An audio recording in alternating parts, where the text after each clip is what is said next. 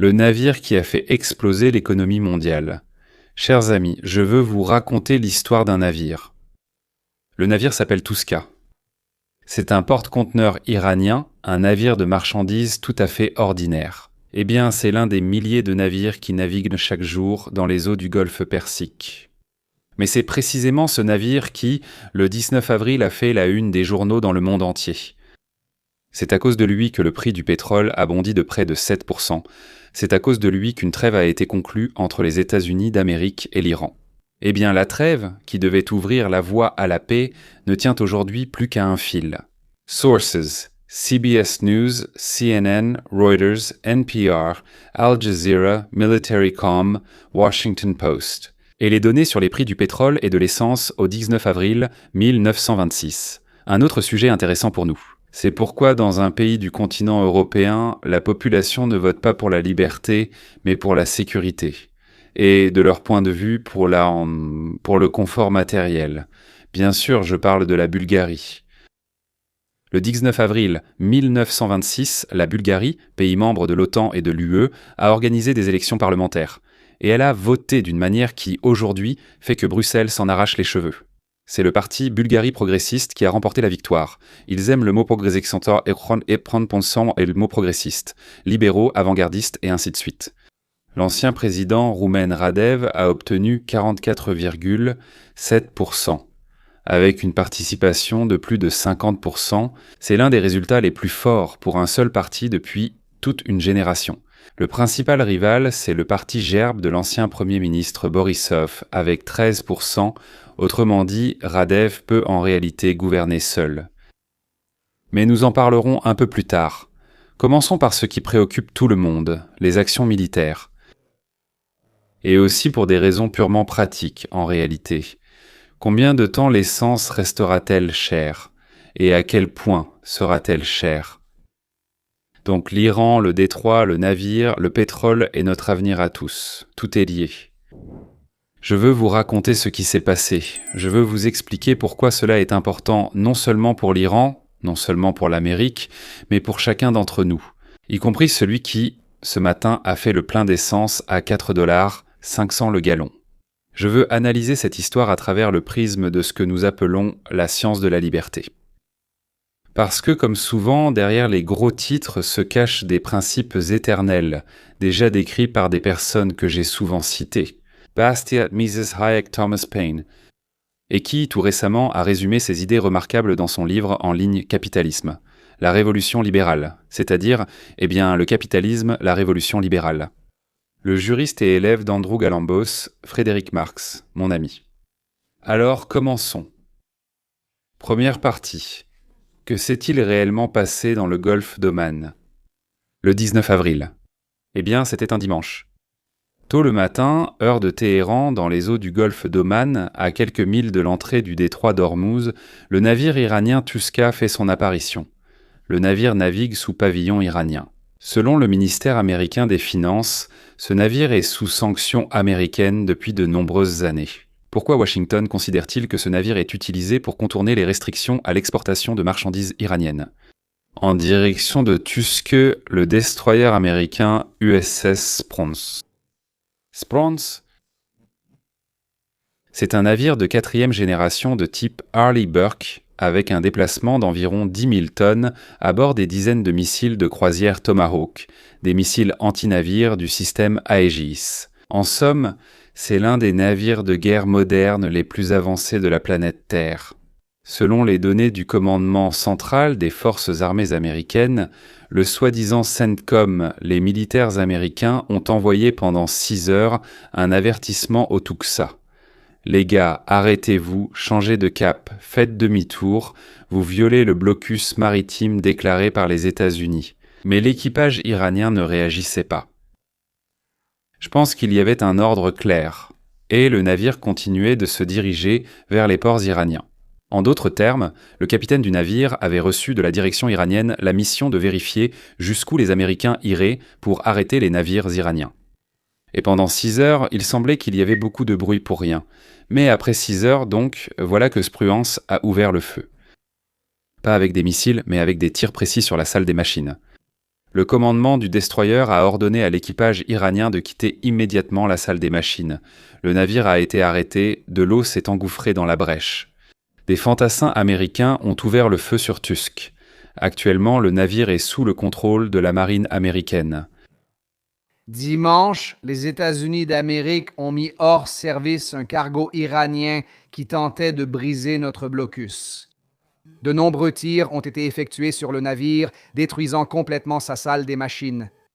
Ensuite, les Marines américains ont pris d'assaut le navire, le capturant lors d'une opération héliportée. Il est désormais entièrement sous contrôle américain.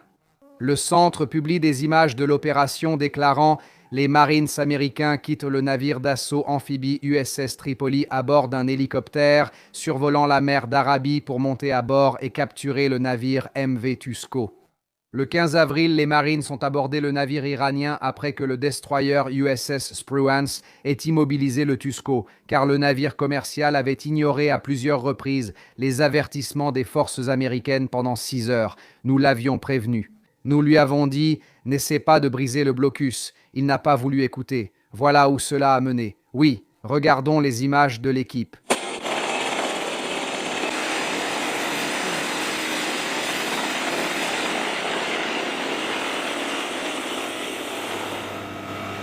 Les voici. Nous travaillons en mode vision nocturne. Je vais mettre ça en pause maintenant. Vous voyez les hélicoptères en vol stationnaire au-dessus du pont du navire. La vision nocturne est activée. Les lunettes de vision nocturne sont utilisées activement. Plusieurs hélicoptères sont en l'air pour cette opération. Le président Trump a écrit à ce sujet sur Truth Social. Je cite en substance « Nous leur avons donné un avertissement clair. L'équipage iranien a refusé d'écouter. Notre navire les a arrêtés. Nous avons simplement percé un trou dans la salle des machines. » Fin de citation. C'est le premier, notez bien, le premier cas depuis le début du blocus, le 13 avril, où les Américains ont utilisé la force contre un navire civil iranien. C'est un navire civil. Avant cela, pendant la semaine de blocus, les États-Unis ont forcé 23 navires se dirigeant vers les ports iraniens à faire demi-tour. Mais sans tir, sans avarie, sans débarquement. Tusk a tout changé. Parce que maintenant, ce n'est plus simplement un blocus sur le papier. C'est une interception armée en cours.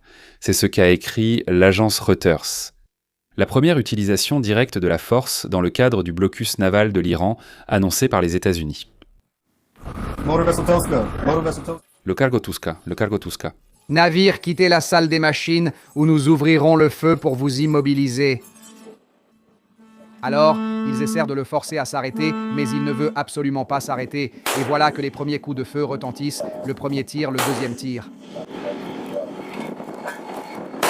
3 tirs ont mis le navire hors service, puis les Marines sont montés à bord. Après que la marine américaine ait pris le contrôle du navire, l'agence iranienne Tasnim, liée au CGRI, rapporte que les forces iraniennes ont attaqué plusieurs navires de guerre américains avec des drones en réponse à l'attaque aujourd'hui contre le navire iranien Tuska, battant pavillon iranien dans le golfe d'Oman.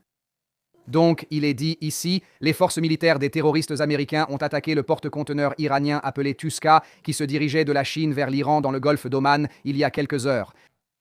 Après que les Américains ont attaqué le navire, les forces iraniennes ont également attaqué plusieurs navires de guerre américains avec des drones. Donc en réalité, nous ne savons pas si l'affirmation de l'Iran selon laquelle ils ont frappé nos navires avec des drones ou tenté de les attaquer avec un essaim de drones est exacte ou non.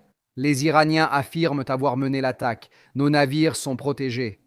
Je ne veux pas que quelqu'un panique, pause. S'inquiète. Nos navires sont équipés de nombreuses défenses. Les drones ne pourront pas franchir les systèmes multicouches de la flotte américaine. Deuxième partie. Comment en sommes-nous arrivés là ?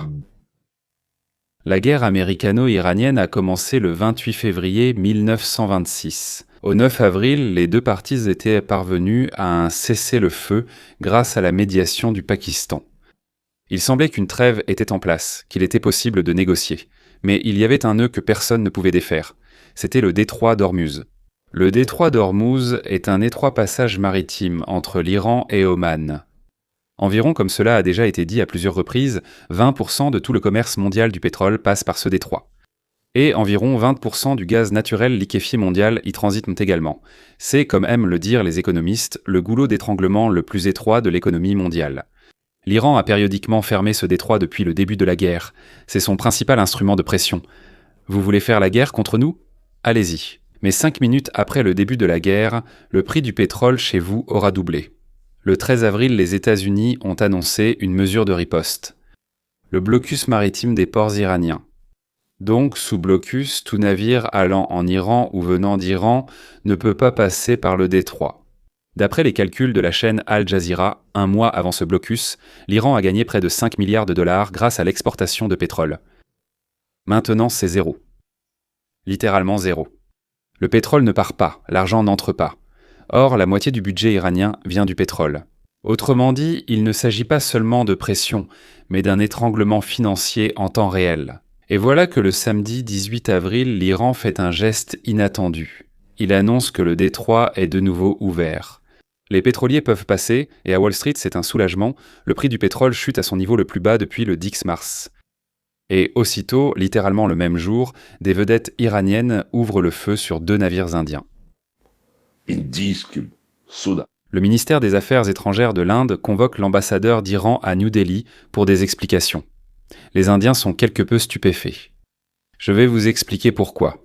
Dimanche, il devient clair que l'ouverture du détroit n'était qu'une formalité. L'Iran continue de contrôler qui passe et qui ne passe pas. Et c'est alors que les Américains décident de passer des paroles aux actes. Eh bien, voilà Tuska. 3e partie. Économique. Un séisme économique. Que se passe-t-il sur les marchés mondiaux, disons, 12 heures après que les Américains ont débarqué et pris Tuska ? Brent, c'est le pétrole de référence de la mer du Nord, sur lequel en fait presque tout le monde s'aligne. Il bondit d'environ 7% et atteint 96,88 $ le baril. Le brut américain WTI gagne 7%. Début février, avant la guerre, le Brent était autour de 65. Une hausse de plus de 50% en un mois et demi, mesdames et messieurs, une hausse de plus de 50% en un mois et demi. Dimanche, aucun pétrolier n'a traversé le détroit d'Ormuz. Des centaines de navires, selon l'estimation de Lloyd, plus de 300 sont stationnés aux 2 extrémités du détroit et attendent de pouvoir poursuivre leur route. C'est un bouchon flottant à l'échelle mondiale. C'est un bouchon flottant à l'échelle mondiale. Et maintenant, ce qui concerne chaque Américain. Le prix moyen de l'essence aux États-Unis a atteint dimanche 4,5 $ par gallon. En janvier, elle était encore à 2,92. Oui, c'est la moyenne, bien sûr, en Californie c'était déjà plus élevé à l'époque, et ainsi de suite.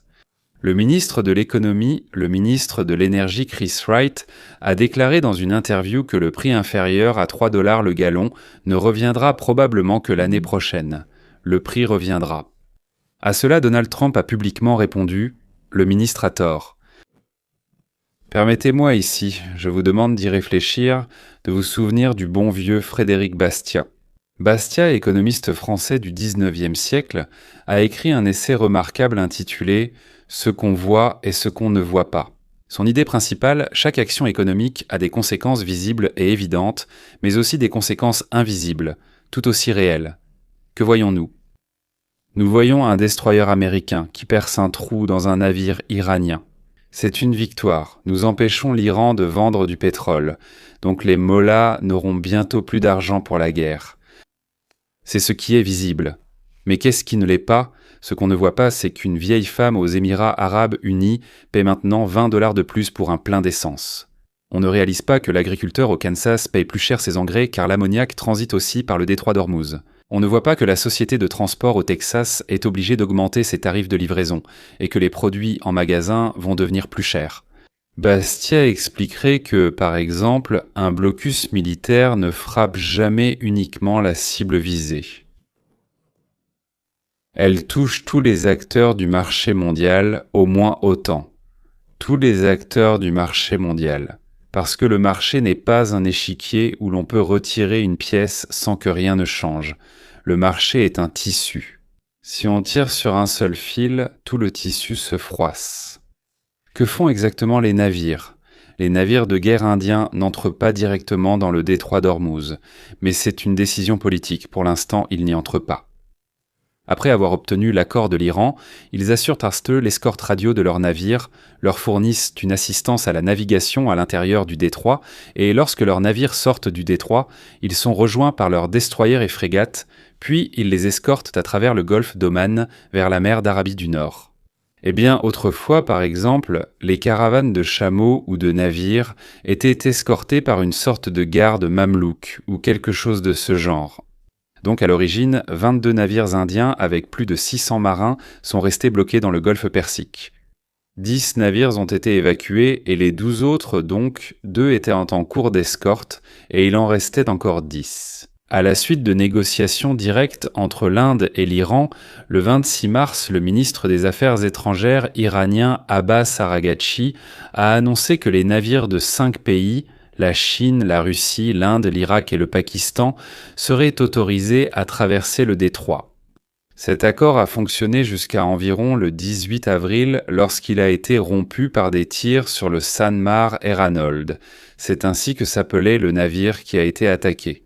L'Inde accélère ses achats de pétrole auprès de la Russie, profitant des remises après les sanctions, ainsi qu'aux États-Unis et en Afrique, notamment en Angola et au Nigeria, et une partie du gaz est également réacheminée depuis les États-Unis et l'Australie.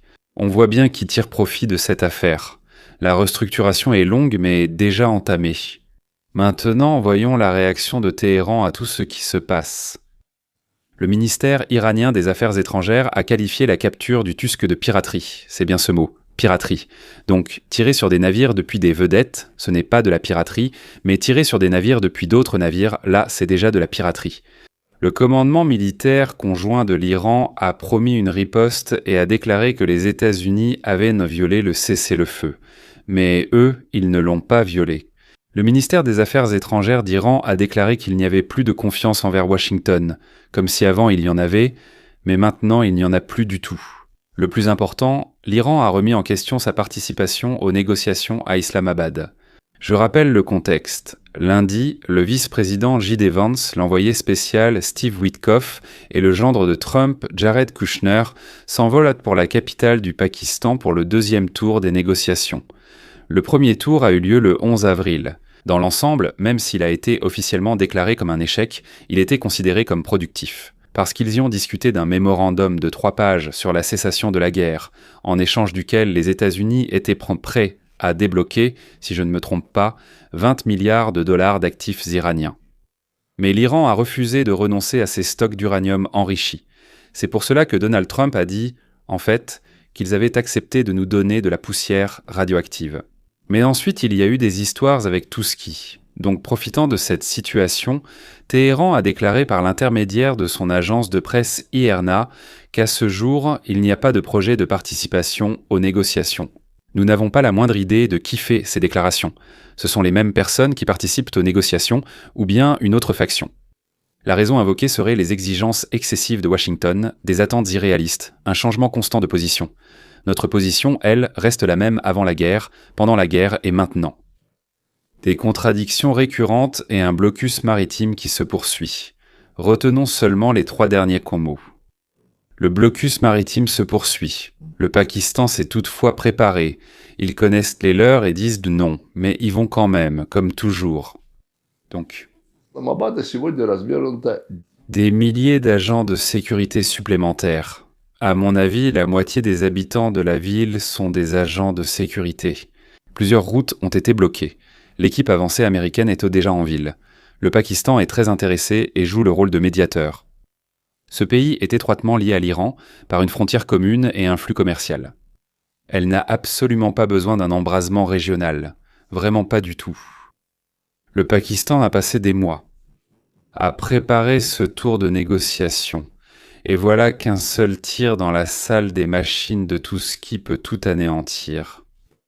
Ce qui a été fait depuis janvier. Bien sûr, tout le monde comprend que l'ordre donné à Touski de ne pas s'arrêter et de ne pas faire demi-tour, quoi que fassent les Américains, a été donné spécialement pour soit prouver que les Américains n'ont pas de dents, que leur blocus ne signifiait rien, soit provoquer exactement la réaction qui se produit actuellement. Partie 6. L'ultimatum de Trump. Peut-on vraiment s'en passer ?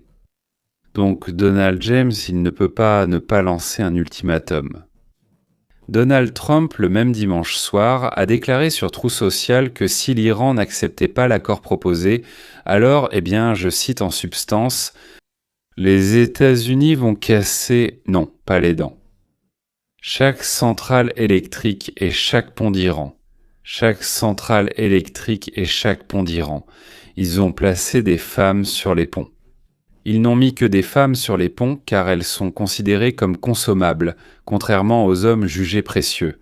Ils ont ainsi prévenu, en bombardant les ponts, vous toucherez aussi nos femmes. » Voilà. Ce n'est pas vraiment un langage diplomatique pour parler de bombarder, n'est-ce pas? C'est une menace directe de bombardement massif des infrastructures civiles. En plus, Donald Trump a fixé une date limite. Le cessez-le-feu prend fin mercredi soir. Donc, il nous reste combien de temps? 24 à 36 heures, c'est ça? Oui, à l'heure de Washington. Selon lui, une prolongation est extrêmement improbable. Enfin, c'est probable. Mais c'est extrêmement improbable. Enfin, probable. Sans accord signé. C'est-à-dire que Téhéran a environ, 36 heures, oui, pour décider de signer ou de recevoir à nouveau des bombardements. Eh bien, nous sommes de retour là d'où nous sommes partis il y a 2 semaines. L'Amérique doit prendre une décision. Commencer l'Armageddon en Iran ou encore repousser. Le premier vice-président iranien, Mohammad Reza Aref, a répondu sur les réseaux sociaux. Donc il a répondu fermement à Trump « La sécurité du détroit n'est pas gratuite.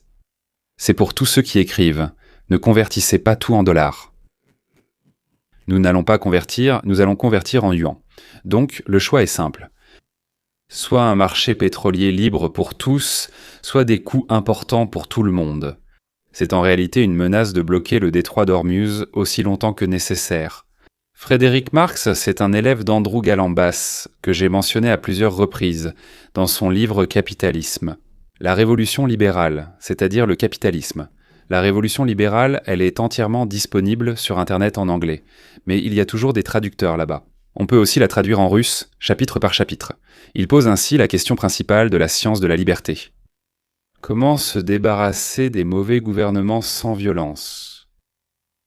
Galambas propose une réponse. Transférer les fonctions de protection de la vie et de la propriété de la sphère politique vers celles des services volontaires et concurrents, c'est-à-dire remplacer l'appareil coercitif de l'État par le marché.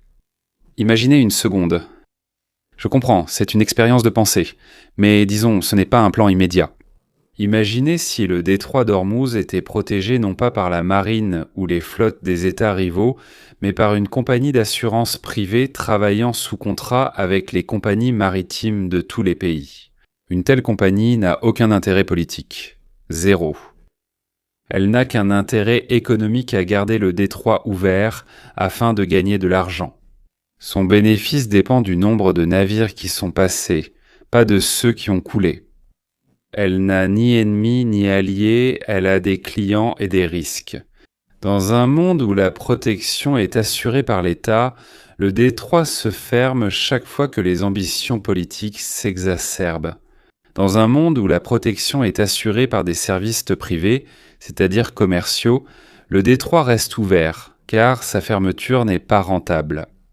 Aucun participant n'y voit d'intérêt ni de rentabilité. C'est ce que Galambas et Marx, mon camarade de l'abattoir, celui qu'on appelle Carlo Marlo, et puis Frédéric Fred, appellent la révolution.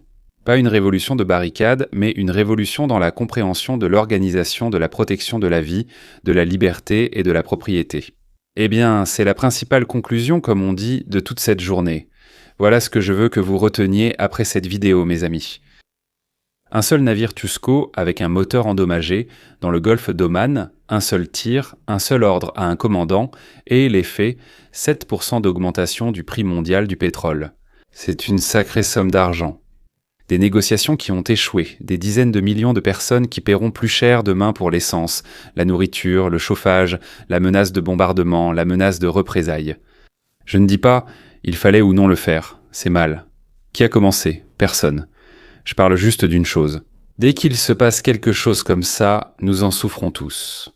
Ce n'est pas un hasard, c'est une structure, c'est ce qui se produit inévitablement lorsque la protection de la vie et de la propriété est entre les mains des États politiques. Les États, selon la définition de Galambas, sont des organisations qui s'arrogent le droit de contraindre. Eh bien, ceux qui, à l'intérieur de l'État, possèdent des armes, des moyens et le pouvoir de contraindre en profitent. Et lorsque de tels États entrent en conflit, ce sont tous les autres qui en souffrent. Toujours. Sans exception. Je n'essaie pas, vraiment, je n'essaie pas de dire c'est lui le coupable ou c'est l'autre. Je n'essaie même pas de le trouver. J'essaie de vous montrer une loi de la nature. Est-ce que ce sont ces personnes qui ont donné l'ordre, sont-ce ceux qui ont ordonné au navire de ne pas s'arrêter malgré les menaces, ou bien ceux qui ont ordonné d'arrêter tout le trafic dans le détroit qui sont coupables ? Ou le blocus du blocus, ou bien ce sont ces personnes précises qui ont donné l'ordre de tirer ? Ou bien ce capitaine qui a posé donc là-bas des exigences, ils sont tous ensemble, ou peut-être tous ensemble, ou bien chacun séparément. La solution n'est pas de choisir entre de bons et de mauvais états. La solution est tout à fait ailleurs. Elle consiste à transférer progressivement, étape par étape, les fonctions de protection. Dans la sphère du volontaire, de la concurrence, du marché, de l'échange, comme l'a décrit Bastiat. Comme l'a justifié Mises, comme l'a prédit Hayek, comme cela a été encouragé par Galambas, Nelson et voici Fred Marx. Tant que nous ne le ferons pas, il y aura d'autres Tusk. Il y aura d'autres détroits, il y aura d'autres coups de feu, et ce sont les retraités de Los Angeles et les chauffeurs de taxi de New York qui paieront pour ces coups de feu. Ce n'est pas une abstraction. C'est précisément ce carburant. À 4,5 $ le gallon. Bon, d'accord. Passons à la Bulgarie parce que là aussi, il y a des choses intéressantes. Je dirais ceci, la Bulgarie vote pour Moscou. Nous aimons ce tyran, nous voulons coopérer avec lui et vivre selon ses règles. Pourquoi la démocratie dans un pays de l'OTAN ne garantit-elle pas la liberté ? C'est la question à 1 million. Pour qui les Bulgares ont-ils voté ? Donc Cependant, contre les sanctions contre la Russie, contre l'aide militaire à l'Ukraine, contre l'accord de défense de 10 ans avec l'Ukraine qui a été signé en mars. Pour la reprise du flux de gaz et de pétrole russe vers l'Europe contre la zone euro. Un eurosceptique assumé, moi aussi d'ailleurs, et un homme politique pro-russe, là-dessus nous ne sommes pas d'accord. Cette personne a été élue par le peuple dans un pays de l'OTAN. Le peuple. Un peuple libre, démocratique, sans fraude électorale. Le Conseil européen l'a déjà félicité. Et Poutine, j'en suis sûr, l'a aussi félicité. Mais de façon encore plus sincère. C'est ici que commence l'essentiel. Depuis l'enfance, on nous répétait une formule simple. Démocratie égale liberté. Élection égale liberté, volonté du peuple égale liberté. Eh bien, rien ne peut être plus éloigné de la vérité, bien sûr, nous en avons parlé à de nombreuses reprises. Mais nous parlons de la Bulgarie, oui, la Bulgarie renverse cette formule d'un seul coup. Le pays est libre, il a démocratiquement élu une personne qui veut rouvrir les portes vers le plus grand empire non libre, moderne, au moins d'Europe, voire du monde. Comment est-ce possible ? Vous souvenez-vous de la personne nommée Adolf Hitler ? Là-bas en Allemagne, il y avait aussi des élections absolument libres. Et lors des élections suivantes, pas moins de 90% des Allemands criaient « Hurrah !» et lançaient leur chapeau en l'air. La réponse à cette question a été donnée bien avant 1926, par des penseurs dont nous discutons régulièrement avec vous. Et aujourd'hui, je veux montrer que ce qui se passe à Sofia n'est ni une anomalie, ni un hasard, ni une particularité bulgare. C'est une conséquence systémique, la conséquence du fait que la démocratie, sans limitation du pouvoir d'État, la démocratie du pouvoir, ne garantit pas la liberté. Jamais. Et nulle part. Mais pour ainsi dire, tout comme l'enfer est pavé de bonnes intentions, la route vers l'esclavage est pavée de votes. Frédéric von Hayek, prix Nobel, dans La route de la servitude. C'était juste avant la toute fin de la Grande Guerre patriotique en Russie, c'est-à-dire aussi de la Seconde Guerre mondiale, c'était probablement en 1944. Il a formulé l'idée principale. La démocratie est une procédure, une manière de choisir les dirigeants. La procédure en elle-même ne protège de rien. La majorité peut voter pour la liberté, mais elle peut aussi voter pour l'esclavage, pour Churchill ou pour Chavez. Si l'État n'a pas de limite clairement définie et constitutionnellement restreinte, Aucun vote n'empêchera le moment où la moitié de la population commencera à voter pour s'approprier la propriété d'autrui. Celle de l'autre moitié est naturellement la redistribuer. Ou bien nous voterons en rang serré pour ramener le pays dans l'orbite de l'empire qu'il vient de quitter récemment. La Bulgarie est un exemple parfait. Parfait, 8 élections en 5 ans, corruption, prix élevé, guerre chez le voisin, on promet aux gens la stabilité, du gaz bon marché, un retour à une vie normale. La procédure est irréprochable, mais le résultat, c'est un éloignement de la liberté vers Moscou, vers le Kremlin. Le comité d'État, ou quel que soit son nom aujourd'hui. Le vote n'annule pas les lois économiques, après tout. Ludwig von Mises, c'est le professeur de Hayek, avertissait qu'on peut voter pour n'importe quoi, mais on ne peut pas voter contre les lois de l'économie. Radiev promet la libre circulation du gaz russe, mais qu'obtiendra-t-il en échange? L'indépendance. Un levier de chantage, une soumission politique. Tu ouvres une porte au Kremlin, une autre se ferme pour la liberté d'expression, pour une justice indépendante, pour la propriété privée. C'est une loi, pas une opinion, on ne peut pas l'abolir par un vote, ni même par un nouveau vote. Voilà un exemple de la façon dont la démocratie se dévore elle-même. Permettez-moi de citer mon, encore une fois, bon ami et remarquable philosophe, Frédéric Fred. Dans son livre que j'ai déjà cité, Capitalisme, la Révolution libérale, chapitre 11, qui s'intitule justement La démocratie politique en Amérique. En épigraphe, on trouve la célèbre phrase d'Alexis de Tocqueville, voyageur français en Amérique dans les années 1830. La démocratie ne peut exister que tant que les électeurs ne découvrent pas qu'ils peuvent voter en leur propre faveur. Des cadeaux généreux tirés du trésor public. Voilà la conclusion amusante tirée par Alexis. Souvenez-vous de cette phrase. C'est un diagnostic. Dès que la majorité découvre qu'en votant, elle peut redistribuer la propriété, disons de quelques minorités à son profit, la majorité vote et prend aux minorités. Oui, la démocratie commence à dévorer cette même liberté grâce à laquelle elle existe. Donc Fred Marx, dans ce même chapitre, fait une distinction fondamentale qu'il a empruntée à Galambas. Il distingue deux mots que les gens confondent souvent dans le langage courant. L'État et le gouvernement. L'État est une organisation qui protège la propriété en vous obligeant à payer pour son service par la contrainte. Vous n'avez peut-être pas demandé ce service, mais vous ne pouvez rien faire. Et un gouvernement, c'est toute organisation qui protège la propriété par contrat, dont vous pouvez vous retirer à tout moment. Merci beaucoup, je n'ai pas besoin de votre assurance, je vais chez un autre assureur. Merci beaucoup. Je n'ai pas besoin d'un prêt hypothécaire de votre société, j'en ai pris un autre, je vais vous rembourser maintenant et vous pouvez aller voir ailleurs. Autrement dit, la serrure sur la porte, c'est un gouvernement, et la compagnie d'assurance, c'est aussi un gouvernement. Et le fisc qui entre et prend de l'argent sous la menace de la prison, ça, c'est justement l'État. Vous sentez la différence ? La démocratie politique, c'est un mécanisme, je n'aime pas du tout la démocratie politique, dans lequel l'État reste coercitif, mais il est désormais dirigé par le vote de la majorité. Avant, c'était une minorité. Il y avait un roi, un tsar, un chat, quelqu'un d'autre, un padishah, oui, et il avait une vingtaine de personnes dans son divan. Le divan, c'est le conseil des ministres. Ou bien c'est la dictature du prolétariat ou pas du prolétariat, peu importe. Oui, c'est la dictature de la minorité ou la dictature de la majorité. Ceux qui sont gouvernés, à qui on prend, qu'on met en prison s'ils ne font pas ce que les autorités veulent, oui. Ce n'est pas très agréable pour cette minorité, pour ainsi dire. Donc ce mécanisme ne limite pas la contrainte, il la légitime. C'est-à-dire, si tu sors avec une matraque, comme on dit, sur la grande route, que tu arrêtes une calèche, alors tu es un brigand, on va ensuite te pourchasser. Mais si tu as émis un ordre, un décret, une loi, que tu as voté à la majorité et que tu es allé, disons, vers cette même calèche, que tu as dételé les chevaux, pris les diamants et même donné des coups de pied à quelqu'un sur la route, alors tu as fait tout cela tout à fait légalement. C'était légitime. La majorité reçoit un certificat moral pour agir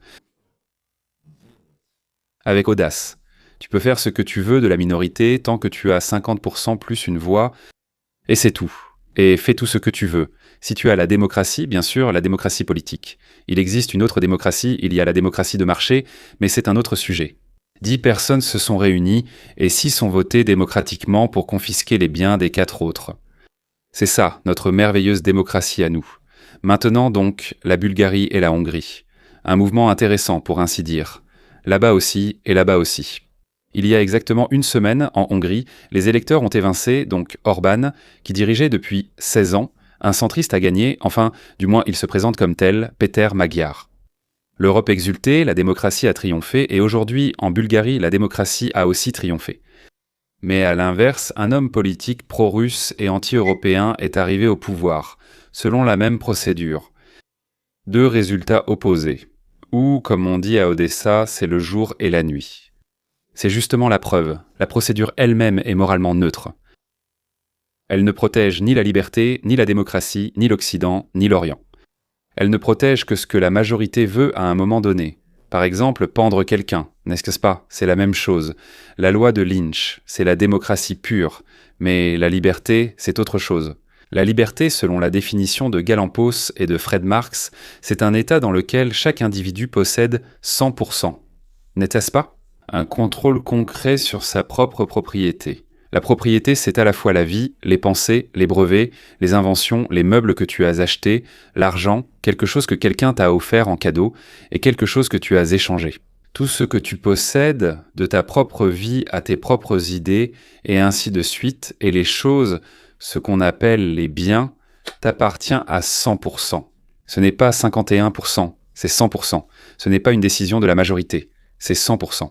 Et seul un État limité, lié par la Constitution, ou même entièrement volontaire, peut protéger cette liberté. C'est-à-dire un gouvernement propriétaire, donc un gouvernement commercial, dont nous avons parlé plusieurs fois dans les vidéos précédentes. Alors, mesdames et messieurs, allons rapidement vers la conclusion. La prochaine fois qu'on vous dira que la démocratie signifie automatiquement la liberté, souvenez-vous de la Bulgarie, démocratie. 19 avril 2026. Souvenez-vous de Tocqueville. J'ai toujours envie de dire Tocqueville, sans savoir pourquoi. Il me semble qu'il y avait une personne nommée Tocqueville, quelque chose lié à la Russie d'une certaine manière. Ah oui, bon d'accord. La démocratie existe tant que les électeurs n'ont pas appris à voter pour s'offrir des cadeaux provenant du trésor public. C'est un bien commun, ça n'appartient à personne, donc je peux lever la main, voter et l'avoir. Et souvenez-vous de Fred Marx avec sa distinction entre l'État et l'État-gouvernement. La liberté, ce n'est pas le vote, la liberté, c'est ce que le vote ne peut pas et n'a pas le droit d'abolir. C'est un principe éternel que les pères fondateurs américains ont inscrit dans la Déclaration d'indépendance et ont essayé d'en garantir la protection par le Bill of Rights, et que la Bulgarie, comme beaucoup d'autres démocraties européennes, n'a essentiellement pas. À la prochaine fois. Prenez soin de vous. Pensez par vous-même. Si vous laissez quelqu'un d'autre penser à votre place, il s'avère, et tout le monde comprendra, que votre propre tête ne vous sert absolument à rien. Cela peut amener certaines personnes à certaines réflexions. Voilà, souvenez-vous que la démocratie est un outil, la liberté est le but. La liberté, c'est le but. Ne confondez pas l'un avec l'autre. À la prochaine, j'espère très bientôt.